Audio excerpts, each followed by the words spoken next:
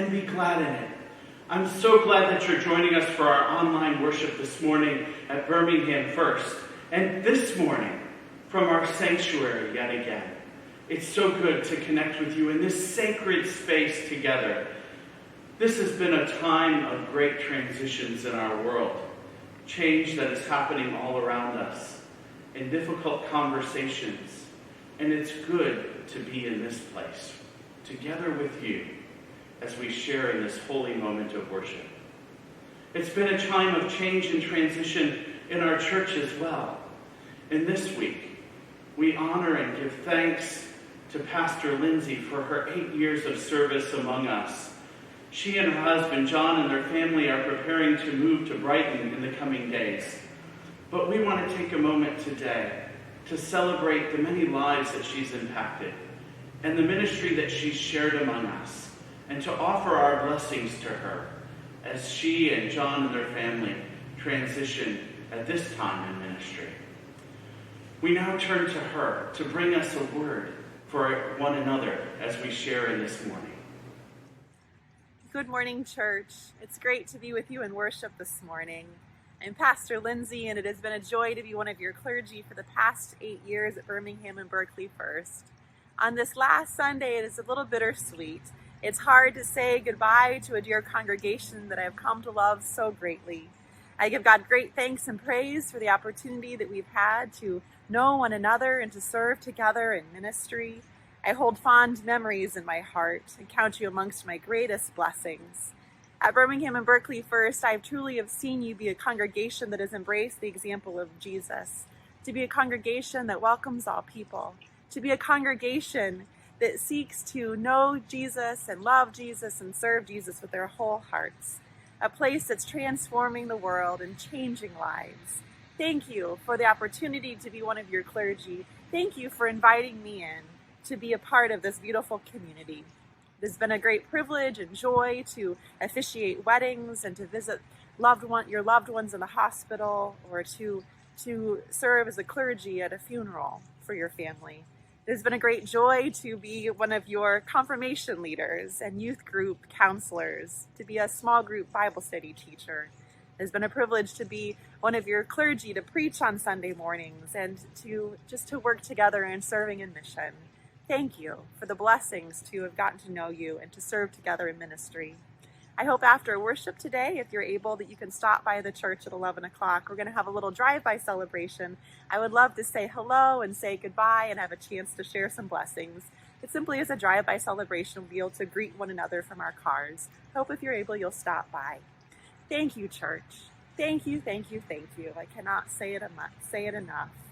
It has been a great privilege and joy to serve here. I know God is up to great things at Birmingham and Berkeley First, and you have a bright future ahead, so I'll be holding you in my prayers. May you go forth with God's blessings this day. Now we turn to our choir as they call us to worship with holy, holy, holy.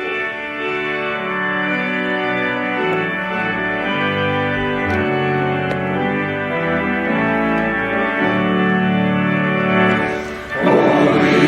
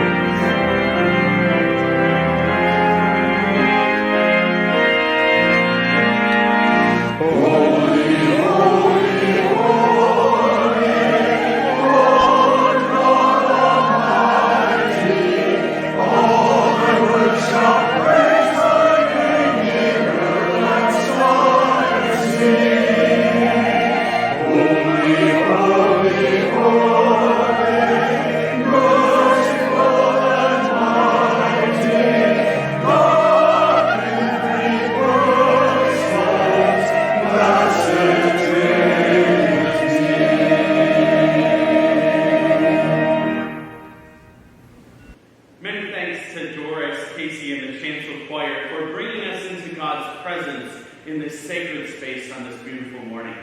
I'm thankful to be a part of this amazing team and family of faith at Birmingham First. And friends, I'm thankful that you've joined us yet again. If you don't have a church home, we want you to know that you are always welcome here at Birmingham First. Well, today we are bringing our worship services from our sanctuary. Many of you have been asking me frequently, when are we going to be back together? And I don't know the exact answers to those questions, but we continue to take steps towards return. With some building hours from Tuesday through Thursday, you can stop by at the Welcome Center as well as work towards outdoor worship services this summer. I invite you to stay tuned to our weekly Birmingham First at Home emails, as well as our website for information on how we are living into our phased return. You can also find out on our website the many ways that we are staying connected and connecting with the needs in our communities and the world and during these days at fumcbirmingham.org. As we enter into this time of worship this morning, let us bring our hearts and our whole being into God's presence as we pray. O holy God, who made us and calls us beloved, we gather as a people this morning who are broken and scattered. We live in a world that is broken by sin, the sin of racism, our own sin that still infects this land. We come together, but we are not always as of one mind, though we try to be of one heart that reflects your love for one another and for our world. We come together fearful of what the future holds as difficult conversations arise in our midst again. Sometimes we wonder what we might say or what we might do. So often we just want it all to be better, but too often the path to healing must be through the pain of soul-searching moments like these. So yet again, oh God, we find ourselves sitting down by the Babylonian rivers with tears that flow like streams for your world, for your people, and for those who hurt the most among us this day. Weep with us not only as we share memories of Zion, but fill us more so with the hope of a new Jerusalem towards which we must work and journey in the days that lie ahead. Give us courage, O God, to listen deeply to one another, but most importantly, to listen deeply to the voices that have too long been silenced. Give us grace, O God, to acknowledge our own sin and the ways that we participate in systems that continue to bring advantage to some while leaving others behind. Give us wisdom, O God, to discern how we may serve alongside those who have experienced the deepest injustices, that we may see glimpses again of your kingdom come on earth as it is in heaven. Hear our prayers as we lift them up this day for all who continue to struggle with the effects of injustice in our world. And move us as your people to stand in solidarity and to find ways to lead us closer to one another and closer to you. If indeed we love you best by loving one another, then move us, O Lord, to do so better as we work for justice throughout your world. Gathering together this morning, we hold in our minds and our hearts all those who have been hospitalized this past week, and we think most especially of Ken Cooper and Jack Wells. Surround them and their families with your presence and your peace as they journey through these moments together. We lift up John and Karen Carter and their family as they mourn the passing of Karen's mother, Laverne Collett. We also pray for Pastor Lindsay and John and Joshua and Lydia as they make this time of transition to Brighton. Surround them with your peace. Give them strength. And Lord, we know the blessing they have been among us. May the folks in Brighton continue to be blessed as well. O God, our help in ages past, our hope for years to come, you have awakened us this morning and given us this day. Might we share and witness to you in all that we do. In confidence of your goodness at work in our home, we pray as disciples once more. prayer that Jesus taught us saying, Our Father, who art in heaven, hallowed be thy name. Thy kingdom come, thy will be done, on earth as it is in heaven. Give us this day our daily bread, and forgive us our trespasses, as we forgive those who trespass against us. And lead us not into temptation, but deliver us from evil. For thine is the kingdom, and the power, and the glory forever. Amen. Not too long ago, friends, I received a note from a Joe Seidler who took a moment to write a few words to us. She said, Dear Reverend Elder, you don't know me. I'm one of the Vimeo viewers, since my church doesn't have capabilities for something like that. She attends a church in Port Huron. And she goes on to say, hopefully we'll all be able to gather together soon, but with precautions, of course. I appreciate your church. I love your sermons and enjoy immensely Doris's music. She's terrific. I'm a musician, classically trained, so her choices of music are always good. My favorite since I was a child, Toccata by Vitor. She did a wonderful job with it. Jo ends her note by saying, again, thanks for your Sunday services and messages. I'll see you in a few days. Jo, I'm so glad that you're joining with us online each week. And friends, thank you for helping to make a powerful worship experience happen each week. For Jo, and for so many others who join us online. This is what it means to be the church, to share in these days. Through the gifts you share online and through the mail, you are continuing to impact lives, both here in our community and throughout the world. Listen now as the choir blesses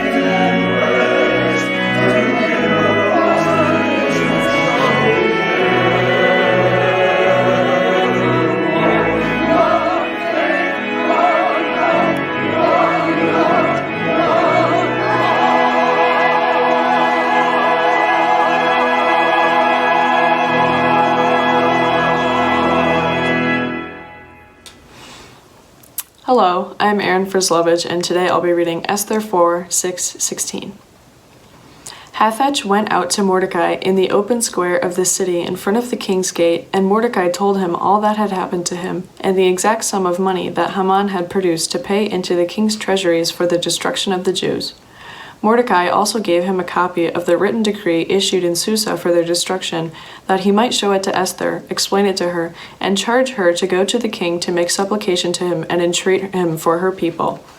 Hathach went and told Esther what Mordecai had said. Then Esther spoke to Hathach and gave him a message for Mordecai, saying, "All the king's servants and the people of the king's provinces know that if any man or woman goes to the king inside the inner court without being called, there is but one law: all alike are to be put to death. Only if the king holds out the golden scepter to someone may that person live. I myself have not been called to come in to the king for 30 days." When they told Mordecai what Esther had said, Mordecai told them to reply to Esther, "Do not think that in the king's palace you will escape any more than all the other Jews. For if you keep silence at such a time as this, relief and deliverance will rise for the Jews from another quarter. But you and your father's family will perish. Who knows? Perhaps you have come to royal dignity for just such a time as this." Then Esther said in reply to Mordecai, "Go, gather all the Jews to be found in Susa, and hold a fast on my behalf, and neither eat nor drink for 3 days, night or day. I and my maids will also fast as you do. After that I will go to the king, though it is against the law, and if I perish, I perish." This is the word of God for the people of God. Thanks be to God. Thank you, choir. And thank you, Aaron, for opening up the scriptures for us this morning. You did an amazing job. And we are so blessed to have folks like Aaron and others who share with us each and every week. Oh, friends, it's good to be back preaching in the sanctuary this morning. I know that's the case for so many of you. So many of you who have been hoping at least to see this space over the last several months. In fact, it was almost exactly 3 months ago when I last preached from this location as you were just beginning to tune in from home. There is something sacred for so many of us about the sanctuary. If these walls could talk around us this morning, I can only think of the stories that they tell of the baptisms that have been celebrated here in this place, of the couples that have been married here in this place, of the times that we joined around the communion table and we received bread and cup together, of the faithful ones that we've offered back to God here in this space, of the choirs of children and adults and youth that have sung praises and rung praises here in this space, of the prayers that have been offered up from these pews and from this place, and of the many who have committed or recommitted their lives to Jesus Christ here in this sacred space. This is the place that we come to do faith and life together as disciples of Jesus Christ. This building is where we have supported one another and cared for one another and taught one another and blessed one another and been sent out into the world to reach the world in need together here in this place. We've been committed to living together, to looking one another in the eyes and naming the sacred presence of the living God who comes among us whenever we gather together. Oh, perhaps the hallways and the rooms of this building are hallowed, but no more so than the lives which gather in this place, than your lives as you gather where you are. Try as we might, here in this space we can't avoid one another. No, here we see one another face to face and eye to eye, whether we're working on a rummage sale, worshiping together, sharing in a journey group, or serving on a mission team. We see one another here within this sacred space. We come together with agreements and disagreements to see the presence of God who comes among us as we gather. We risk the difficult conversations in this sacred space because we meet God when we do so. We meet God in the voices of those around us. We meet God in the eyes of friends who cannot escape us. We meet God in the stories that others share with us. certainly now, these days, are a time that we sense our need to be together. A global health crisis brought out plenty for us to discuss as we thought about the struggles between valuing life and valuing an economy that provides for life for us. We were just beginning to hear the stories of inequities in healthcare access and how some communities and peoples are impacted by the COVID crisis more than others. And as we've slowly started to live into this new normal after months of closures late in May, we witnessed the brutal murder of George Floyd at the hands of 4 police officers in Minneapolis. Across theological and political spectrums, our hearts are broken these days. Broken as we watch the news footage over and over again. Broken over these last few weeks as we have been reminded in so many ways that as far as we may have come, there is still so much more work to do when it comes to addressing the evils of oppression and injustice that still impact the lives of persons of color in our land. In the days since, we've heard or we've spoken phrases like white privilege, racial injustice, systemic racism, white fragility, and anti-racist. And those words sometimes swirl about us as we're trying to think about what those words mean for us. What do those phrases mean? Whether you join protesters in the streets or you watch them on the news, there's so much of heart and soul tied up into these moments and these days. So many of you have entered into that discourse on social media. I know because we're all reading what one another writes on any given day. And sometimes we're responding, and sometimes our responses are better than others over and over again. I realize how difficult this conversation is for so many. All too often, we're thinking so hard about what we say next so that we might defend ourselves that we miss the opportunity to hear the stories of those who have been affected by injustice. This past week, I was reading an article about one peaceful protest that was taking place in Whitefish, Montana, when a middle-aged white man named Ray became agitated by the protest, and he began to shout at the protesters that had gathered that day. As Ray's voice got louder, the protesters simply responded with one word. Peaceful, they said. Over and over again in unison, they said, peaceful. Ray continued to shout out at a different level and shout at different people until he found himself standing in front of a young biracial woman named Samantha. Samantha told reporters that as she discovered Ray shouting in her face, she realized that in that moment she felt no fear. Instead, she simply looked Ray in the eyes directly, as she remembered something that her white father had told her when she was just a child. Her father had passed away 16 years ago, but the words that he had spoken to her when she was younger flooded her soul and her spirit. He once said, no matter who the threat is, no matter what the threat is, you look them in the eye so that they know you're human. Samantha went on to say, in that moment, I felt those words that my father spoke to me from a young age, and I saw fear in his eyes. And I knew he wasn't going to hurt me. He was just upset and uncomfortable. So I stood my ground. These words have stuck in my mind throughout this past week as I've thought about these times, my friends. Surely now is the time to look one another in the eyes, and for many of us to listen at a much deeper level and to connect with the common humanity the beloved nature that dwells within us all.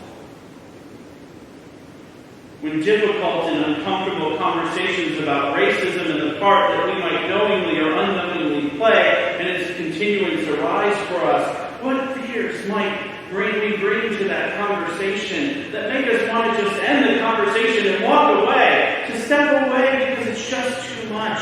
What makes us want to rush through the painful parts of our history that continue to impact how we live in our world today? How might we have the courage to look one another in the eyes, that we might see the humanity of sisters and brothers who continue to experience the painful effects of systemic racism and injustice to this very day? You know, difficult conversations are not new for people of faith. Neither are stories of injustice among human beings or even among people of faith. In our scripture lesson this morning, we hear the story of Esther.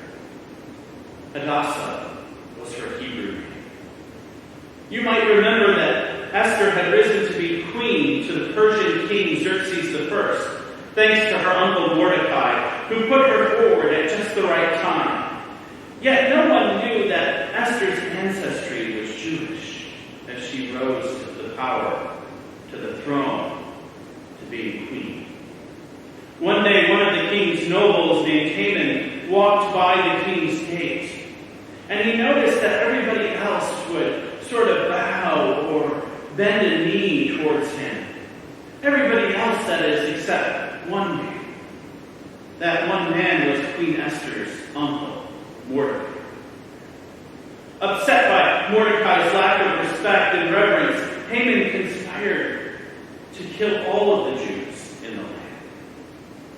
And when Mordecai found out about Haman's plot, he put on sackcloth and went into mourning. He sent word to Queen Esther about the predicament of their people, and Mordecai tells her that she can do something about this if she will just approach the king and speak out on behalf of her people. There's just one small problem for Esther. If Esther approaches the king without being summoned or invited, in that culture, Esther could be put to death. So she conveys her struggle to Mordecai, and he sends word back to Esther saying that those words that are so famous in the scriptures, do not think that because you are in the king's house, you alone of all the Jews will escape. For if you remain silent at this time, relief and deliverance for the Jews will rise from another place. But you and your father's family will perish. And who knows, he says, but that you have come to your royal position for such a time as this. In that moment, Queen Esther is faced with a decision about life and death, not only for herself, but for her people. She's faced with the decision of how she might use her own power to help her own people. She can avoid the conversation with the king, but then her people would perish. But if she goes in, she risks entering into the king's presence uninvited, and she alone may perish. Uncle Mordecai's words are almost haunting. Just because you're in the king's house doesn't mean you'll escape, Esther. And if you don't help your people, help will rise up from another place. You know, each and every time I read this story, I am continually fascinated that God is never mentioned anywhere in the book of Esther. Did you know that? If you read the book of Esther, God is never mentioned anywhere in the entire book of Esther. God is not named, not even once. Yet God's fingerprints are all over the story. Mordecai's call for Esther is a call to are hurting and oppressed. Mordecai's call is God's very call on Esther's life. If she doesn't help, God will raise up someone else to do. Because God is always about freeing people from evil, injustice, and oppression. If you read the rest of the story, you know that Haman's plot is foiled as Esther wins over the heart of the king, her husband, who hears her story and the story of her people. You know, in our baptismal vows, we are asked this question: do you accept the freedom and power God gives you to resist evil, injustice, and oppression in whatever forms they present themselves? Our response is always, I do. I've never heard someone say, I won't, or I don't. We always say, I do. And we as a congregation, we affirm that with each and every child that is baptized, each and every infant that comes forward. We reaffirm that commitment ourselves. Yet what does that I do actually mean for us in this present day? How do we live it out today? Perhaps one way is that we might engage in more difficult conversations with one another, friends. But this time, we must begin by listening. Listening to the stories of those who are oppressed, as Esther listened to the stories of her own people, as the king listened to Esther's story. Too easily we deny the pain and the experience and the suffering of others. We want to be clear that we're not followers of hate groups. We don't practice radical acts of intimidation or violence. We don't kill people who look different than us. Yet we miss the subtle and sometimes overt ways that we participate in systems that continue to give advantage to some while people of color are disadvantaged by those same systems. In these days, I'm inviting us to look into eyes of one another and of others, and to see our common humanity again. Look at me. Look at one another. Look at those around us in the world and hear the stories of pain and harm. And sit with it for a moment. Rather than defend our own levels of comfort or our own ways of living. Don't push aside the conversations because you're offended, or because they're too hard, or because we're worn out and we're tired. What might be different if a group of police officers in Minnesota would have first thought about the humanity of George Floyd?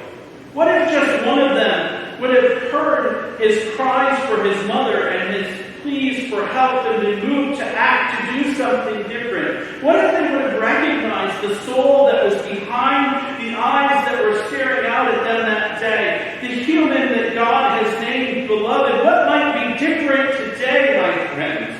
There are so many stories we have yet to learn that we might come to learn better from our history. Too many stories that were left out of our history classes when we were growing up. The stories of Emmett Till and Medgar Evers were never told to me as a child or as a youth. I learned them as an adult. Why is it? Why were they not told alongside the stories of others? There are stories that were told for a time but lost from our consciousness as we think about the stories of Rodney King and here in Detroit of Malice Green.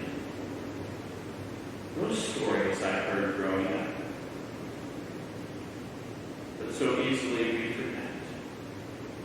We must hear the pain of families, like the families of Botham Jean, Corey Jones, Trayvon Martin, Breonna Taylor, and Ahmaud Arbery.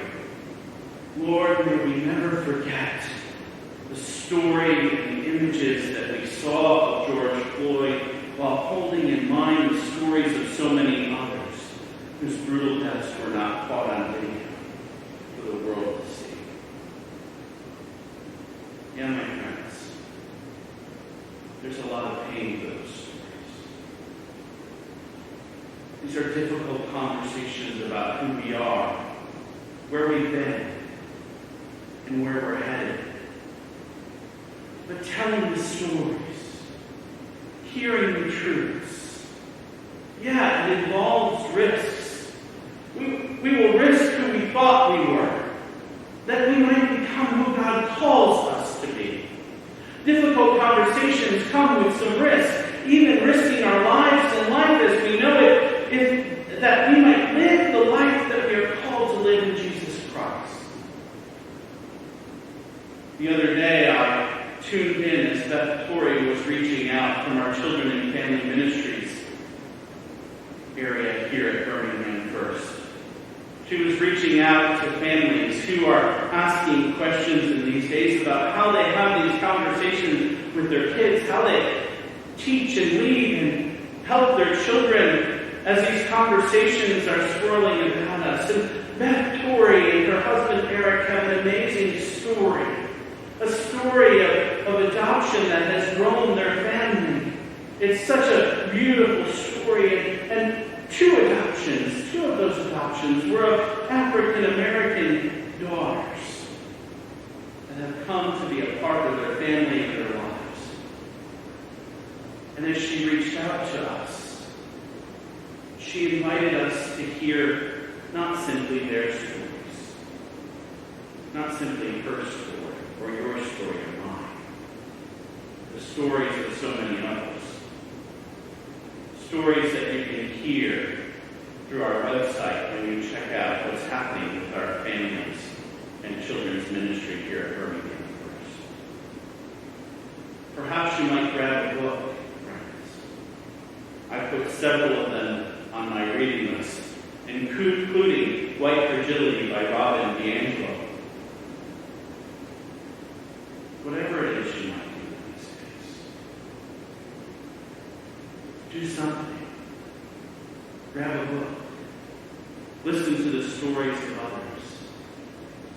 As we take a moment to risk living into something new, something better, to hearing truth that at times may be difficult, but moving and living into truth and life in Jesus Christ. Like Esther, the moment is now.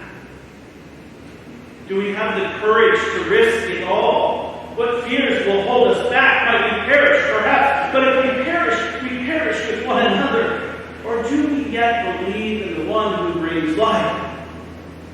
When we bring our lives into the light of love and grace. Love and grace that is enough to bring healing and hope with you. Eric Smith is going to close us with a song that has been running through my mind all week long. It's by Carrie Newcomer. Both the artist and the song may be new to some of you, but I hope you'll discover the power in the words that he sings in these moments. Newcomer begins, if not now, tell me when. If not now, tell me when. May those words be a benediction and a blessing and our call to action this morning, that we might discover anew what it means to go in peace.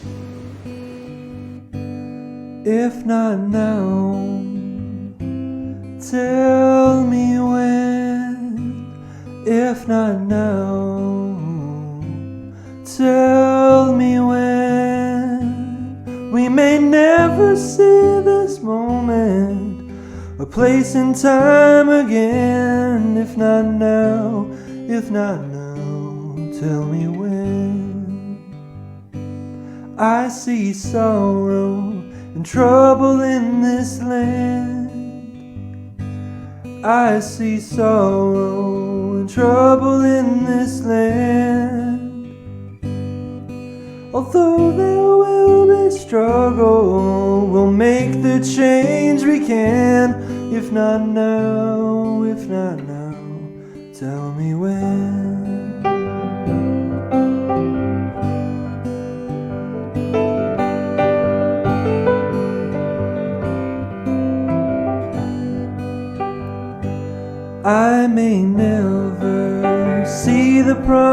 promised land.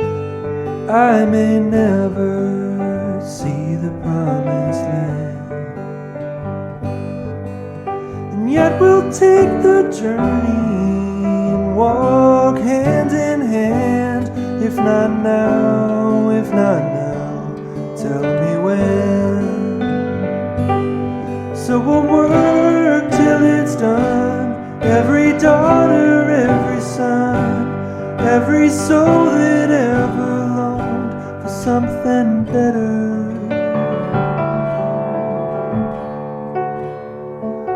Something brighter.